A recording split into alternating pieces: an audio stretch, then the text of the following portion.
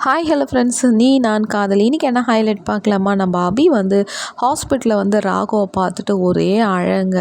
இல்லை ராகவ், உன்னை அந்த மாதிரி சவப்பெட்டியில் பார்க்கும் போது என்னோடய உயிரே போயிடுச்சு. உன்னை நான் எப்படி திருப்பி எடுத்துன்னு வரமுன்னு அந்த நிமிஷம் கூட என்கிட்ட என் உயிர் இல்லைன்னும் போது, விடுடா, என்ன தான் இப்போ தான் நீ தான் காப்பாற்றிட்டல, ஏன் அபி இப்படியெல்லாம் அழுவுற?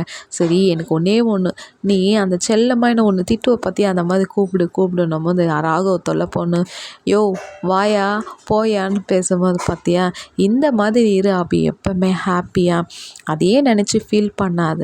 எப்படி ராகவ் எல்லாத்தையும் மறந்துட்டு உங்களால் இந்த மாதிரி ரீசெட்டாக இருக்க முடியும்? என்னம்மா பண்ணுறது? குத்துனது நம்ம குடும்பமாக இருக்கும் போது நம்ம என்ன பண்ண முடியும்? அஞ்சலி அக்கா காசு இருந்தானே இதெல்லாம் நம்ம பண்ணுறோம், விடு நம்மது. இல்லை, என்னால் இது எதையுமே ஏற்றுக்க முடியாது. இந்த மாதிரியெல்லாம் முரளி பண்ணுவான்ட்டு நான் நினச்சி கூட பார்க்கல ராகவ்.